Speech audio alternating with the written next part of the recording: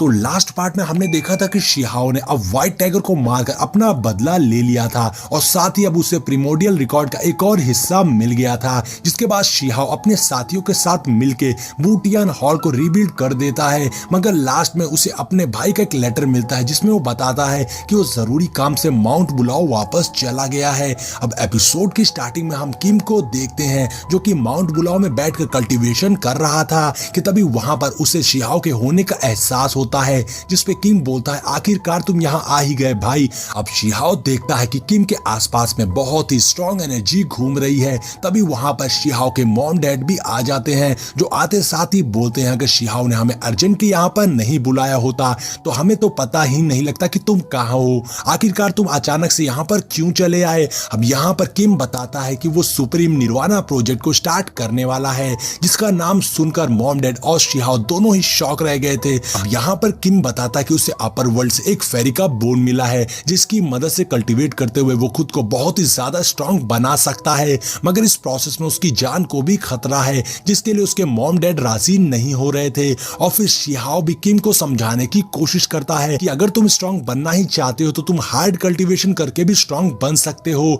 मगर किम बोलता है कि सबके अपने तरीके होते हैं और मेरा यही तरीका है। अब शिहाओ भी इस बात पर किम को ज्यादा कुछ ना बोलते हुए अपने मॉम डैड को समझाता कि आपको परेशान होने की जरूरत नहीं है, और ऐसा कहते हुए शिहाओ किम को लाइटनिंग फ्रूट दे देता है और बताता है कि इसकी मदद से अगर तुम चाहोगे तो फ्यूचर में तुम्हें लाइटनिंग की पावर्स भी मिल सकती है, जिसपे किम खुश हो गया था। और अब शिहाओ भी रिलैक्स हो गया था कि उसके मॉम डैड के साथ उसका भाई है जो कि बहुत ही समझदार और ताकतवर है, इसलिए अब उसे फिक्र करने की जरूरत नहीं है और वो आराम से अपर वर्ल्ड में जा सकता है। और फिर शिहाओ वापस जाने को कहता है क्योंकि वो सी किंगडम का एम्परर है, इसलिए वो ज्यादा देर तक वहां नहीं रुक सकता, जिसके बाद एलेक्स वहां से चला जाता है। और फिर शिहाओ को हम व्हाइट गॉड रियल्म के माउंटेन पर देखते हैं क्योंकि शिहाओ सोच रहा था कि अपर वर्ल्ड अब लोअर वर्ल्ड में कुछ ज्यादा ही इन्वॉल्व होता है, इसलिए अब उसे अपर वर्ल्ड में जाने के रास्ते को खोजना ही होगा। इसलिए शिहाओ वहां पर आकर एक चट्टान पर अटैक करता है, जिससे वहां पर एक मिस्टीरियस गॉड बाहर आते हैं जो आते साथ ही बोलते हैं कौन है जो यहाँ पर आकर बवाल कर रहा है। अब ये देखकर शिहाओ उनसे बोलता है ये मैं हूँ, मैं आपसे कुछ पूछना चाहता हूँ, क्या मैं जान सकता हूँ कि व्हाइट गॉड रियल्म में कोई ऐसा रास्ता है जो मुझे अपर वर्ल्ड तक ले जा सके। जिसमें मिस्टीरियस गॉड बोलते हैं ये क्वेश्चन तुम्हारा है तो इसका आंसर भी तुम्हें खुद ही ढूंढना होगा। और ऐसा कहते हुए मिस्टीरियस गॉड वहां से चले जाते हैं, जिसपे शिहाओ कहता है इन्होंने तो मुझे कोई भी इंफॉर्मेशन नहीं दी। कि तभी शिहाओ को पीछे से दो ओल्ड मैन की आवाज आती है जो बोलते हैं ओहो इन्होंने तुम्हें कुछ नहीं बताया, मगर इसका मतलब ये नहीं कि तुम किसी और से नहीं पूछ सकते हो, मगर हर चीज की एक कीमत होती है। अब ये सुनकर शिहाओ उस ओल्ड मैन के पास जाता है और उनसे बोलता है कि तुम दोनों वही हो ना जो लोगों को बताते फिरते हो कि मैं तुम्हारा डिसिपल हूँ और मेरे नाम से तुम चीजें बेचकर बहुत से पैसे कमा रहे हो, तो अगर उसका हिसाब करें तो मुझे तुम्हें नहीं बल्कि तुम्हें मुझे कुछ देना चाहिए। और ऐसा बोलते हुए शिहाओ उन दोनों ही ओल्ड मैन को धमकाने लगता है, जिससे डरते हुए वो बोलते हैं कि तुम जिस जगह की बात कर रहे हो वो अपर वर्ल्ड से जुड़ी है,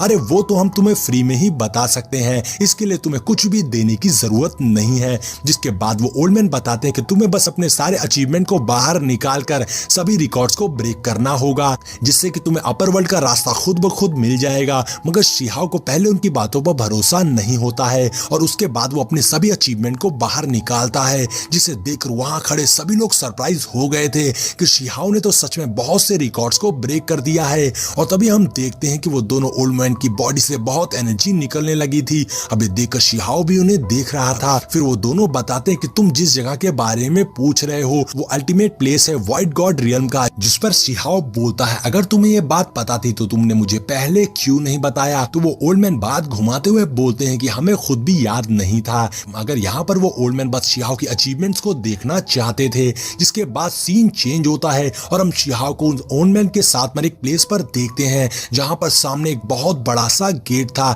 जिसके अंदर हेवनली रोड होता है और वो ओल्ड मैन अपनी पावर से उस गेट को खोल देता है। उसके बाद शिहाओ उसके अंदर चला जाता है।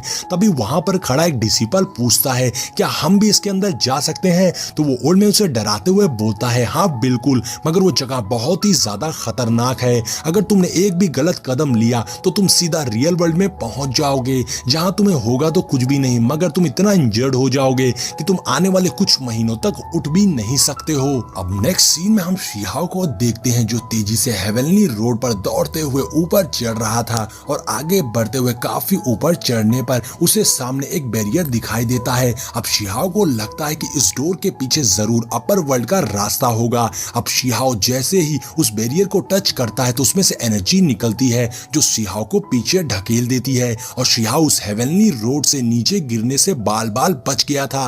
लेकिन शिहाओ को समझ में आ गया था कि इस बैरियर को भी फॉरबिडन स्पेल से बनाया गया होगा। लेकिन शिहाओ को गुस्सा आ गई थी, इसलिए वो अपनी पावर्स का यूज करते हुए उस बैरियर पर जबरदस्त अटैक करता है जिससे उस बैरियर के टुकड़े टुकड़े हो गए थे। और अब ऊपर चढ़ने पर शिहाओ को एक और बड़ा सा डोर दिखाई देता है और उस डोर के सामने एक लड़की खड़ी होती है और वो लड़की पलट कर शिहाओ को देखते हुए कहती है ग्रेट एविल, जिस पर शिहाओ भी उस लड़की को मॉन्स्टर कहता है, जिससे वो लड़की शिहाओ पर भड़कते हुए कहती है मैं हेवनली फेरी हूँ, जिस पर शिहाओ भी कहता है हाँ तो मैं भी ह्यूमन एम्परर हूँ। आगे शिहाओ उस लड़की से पूछता है एग्जैक्टली ये रास्ता कहाँ जाता है, लेकिन उस लड़की को लग रहा था कि शिहाओ एक एविल बीस्ट है, इसलिए वो कहती है अच्छा तो तुम नहीं जानते और ऊपर को चढ़ रहे हो। दसों हजारों साल बीत गए हैं जब आखिरी बार कोई ग्रेट एविल ऊपर को चढ़ा होगा और मैं बहुत ही लकी फेरी हूँ जो मैं तुम्हें पकड़ूंगी और अपना माउंट बनाऊंगी। जिस पर शिहाओ को गुस्सा आती है और वो कहता है तो तुम्हें डर नहीं लग रहा कि तुम खुद पकड़ी जाओगी और खुद किसी और की माउंट बन जाओगी। जिस पर फेरी कहने लगती है मेरी कल्टीवेशन काफी हाई है और तुम तो लोअर वर्ल्ड से आए हो जहाँ लॉ इनकम्प्लीट होता है, तो तुम सेम रियल्म के बैटल में मेरे अपोनेंट कैसे हो सकते हो। जिस पर शिहाओ भी अपने एटीट्यूड में कहता है तब तो मैं कहूंगा कि सेम रियल में कोई भी मेरा अपोनेंट होने लायक नहीं है।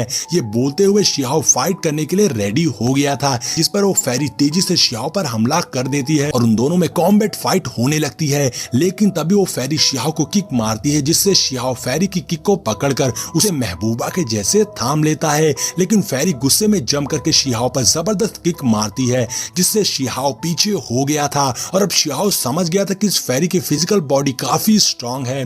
वहीं उस फेरी को यही लग रहा था कि शिहाओ बहुत ही पावरफुल बीस्ट है, इसलिए इसे अपना माउंट बनाना ही होगा। इसलिए फेरी डिवाइन थ्रो टेक्निक से बहुत सारे एरो से शिहाओ पर हमला कर देती है, लेकिन शिहाओ भी उसके एरो को डिफेंस करके डिस्ट्रॉय कर देता है और फिर शिहाओ उस लड़की को किक मारकर पीछे गिरा देता है। अब शिहाओ की पावर्स देखकर वो फेरी शिहाओ को बताती है कि उसका नाम फिनिक्स गर्ल है और वो हेवनली इमॉर्टल एकेडमी से है। आगे वो फेरी कहती है कि तुम जैसे पावरफुल डिसेंडेंट मिलना बहुत ही रेयर है, मुझे खुशी होगी तुम्हें अपर वर्ल्ड में गाइड करने में, तुम्हें अपना माउंट बनाकर। लेकिन अब इस बात पर शिहाओ को और भी ज्यादा गुस्सा आ गई थी और वो अपने एक पावरफुल अटैक का यूज करके फेरी पर हमला करके उसे दूर गिरा देता है। अब फेरी डरकर वहां से बचकर भागने लगी थी, लेकिन शिहाओ उसे रोकते हुए कहता है रुको, मुझे तुमसे अभी और भी कुछ पूछना है। लेकिन वो फेरी वहां से भागकर एक स्टोन स्टैचू के ओर भागते हुए कहती है मेरी मदद करो। तो शिहाओ को लगता है कि उस स्टोन स्टैचू में कुछ तो बात है, इसलिए वो फेरी को स्टोन स्टैचू तक पहुंचने से पहले ही पकड़कर फेरी की मैजिकल पावर को सील कर देता है। लेकिन वो फेरी फिर भी शिहाओ को कुछ नहीं बताती